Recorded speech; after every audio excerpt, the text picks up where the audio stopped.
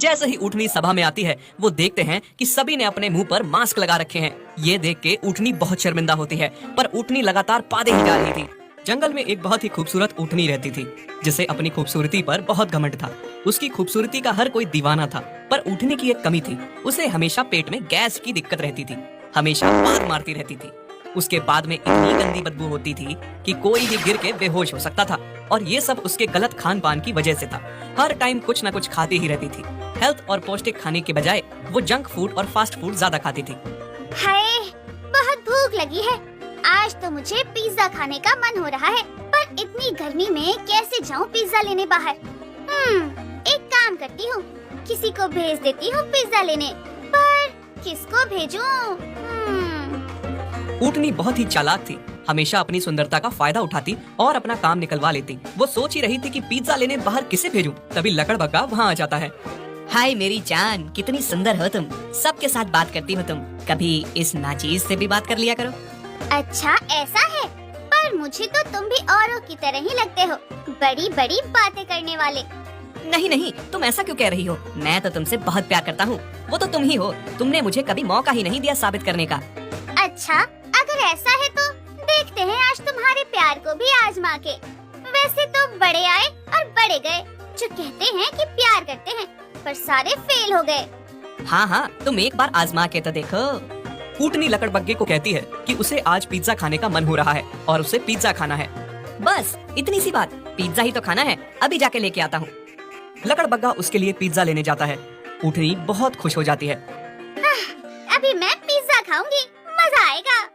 ये सब कुछ पीछे से खड़ा होकर उसका दोस्त ऊँट देख रहा था। उसे ऊँटनी की इस हरकत पे बहुत गुस्सा आया।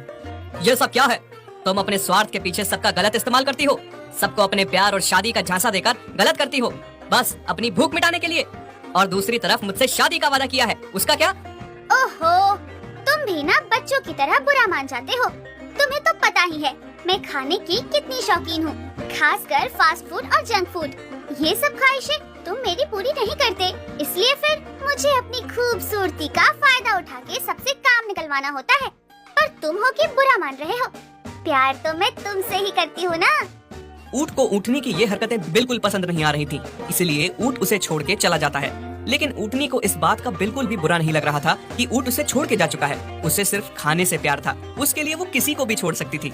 लकड़बग्गा पिज्जा लेकर आता है और ऊँटनी जैसे भूखी प्यासी जल्दी जल्दी पिज्जा खाने लगती है और खाते खाते पाद मारती है।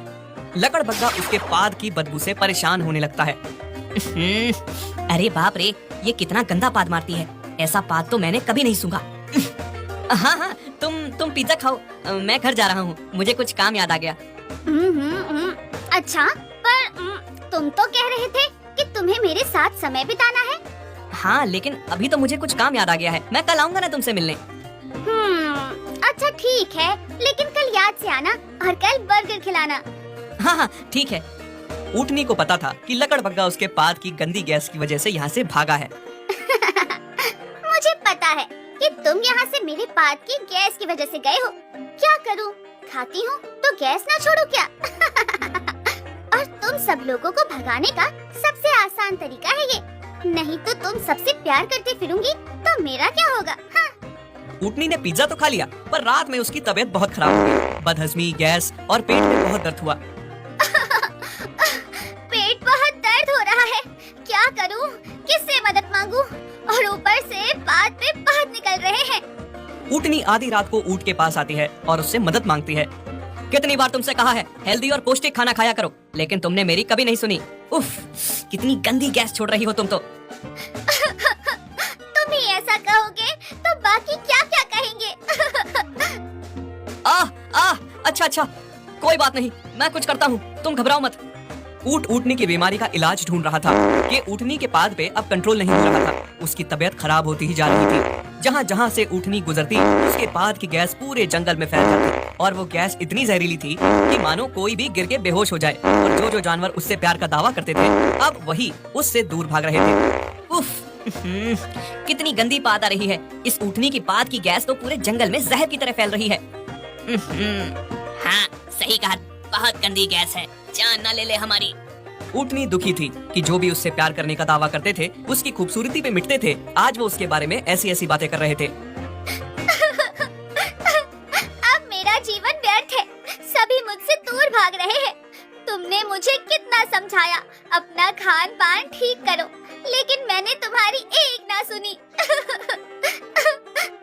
तुम घबराओ मत, सब तुम्हारा साथ छोड़ देंगे, पर मैं तुम्हारा साथ कभी नहीं छोड़ूंगा।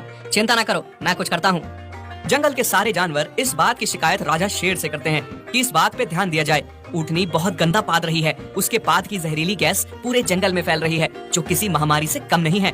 शेर राजा सभा में ऊँटनी को बुलाते हैं। जैसे ही ऊँटनी सभा में आती है, वो देखते हैं कि सभी ने अपने मुंह पर मास्क लगा रखे हैं। ये देख के ऊँटनी बहुत शर्मिंदा होती है, पर ऊँटनी लगातार पादे ही जा रही थी। ए सुंदर ऊँटनी, ये क्या सुन रहा हूँ मैं?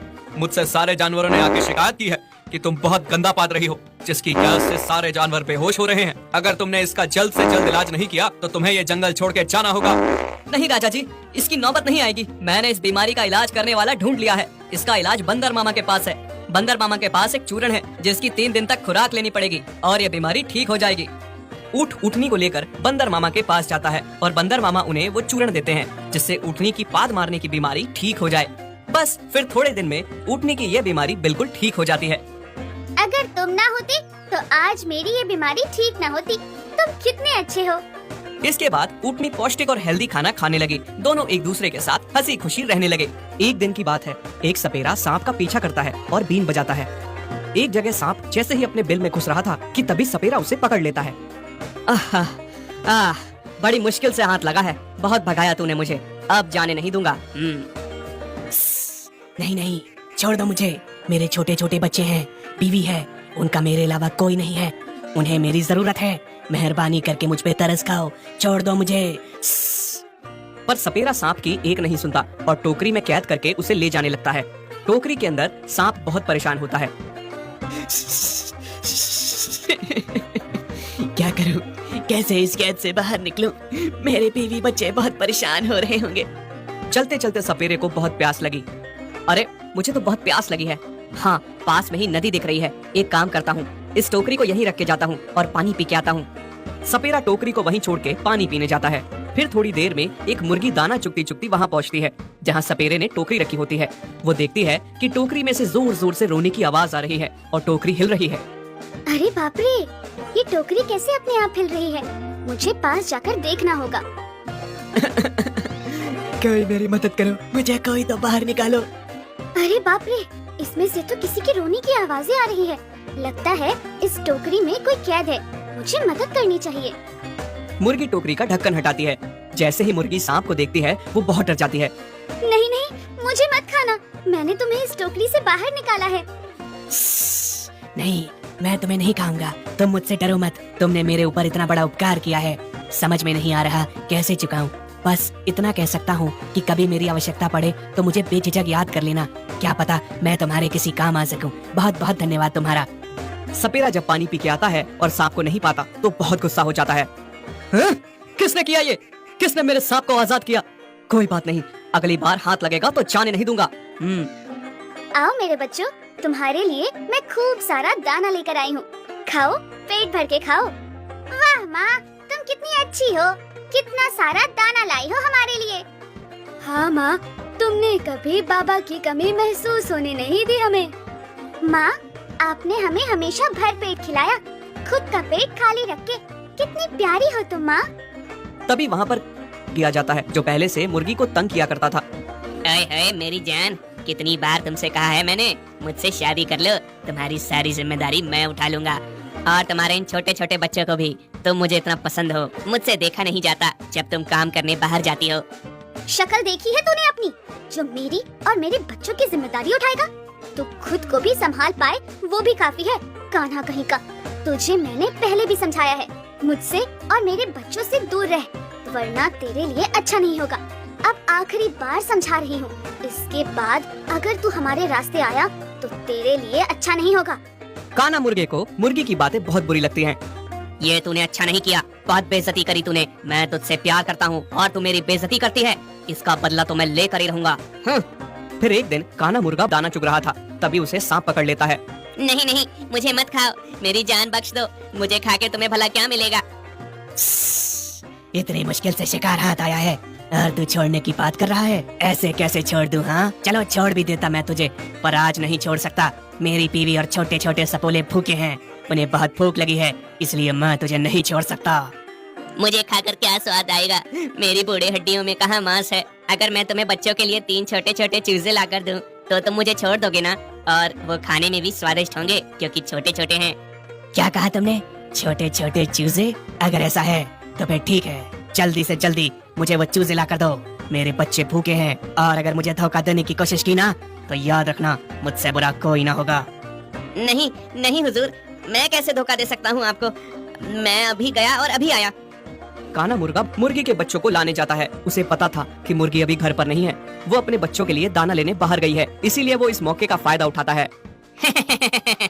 अब मौका मिला है बदला लेने का तुमसे, और साथ में तुम्हारे ये बच्चे ही हमारे बीच आ रहे हैं। जब ये बच्चे ही नहीं रहेंगे तो तुम मुझसे शादी करने से कैसे इनकार कर पाओगी? अब इन बच्चों को सांप के हवाले करके सब ठीक कर दूंगा मैं। बच्चों, क्या कर रहे हो तुम? खाने का इंतजार कि माँ आएगी, खाना लाएगी और खाओगे? हाँ बच्चों।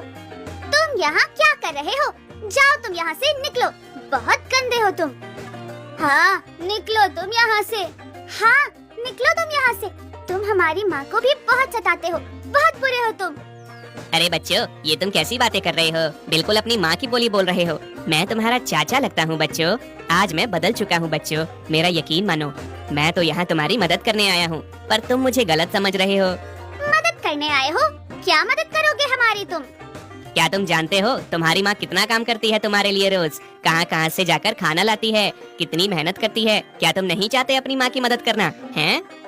हाँ, हम चाहते हैं अपनी माँ की मदद करना। पर समझ में नहीं आता कैसे करें। मेरी बात सुनोगे तो सब ठीक होगा, अपनी माँ की मदद भी कर पाओगे।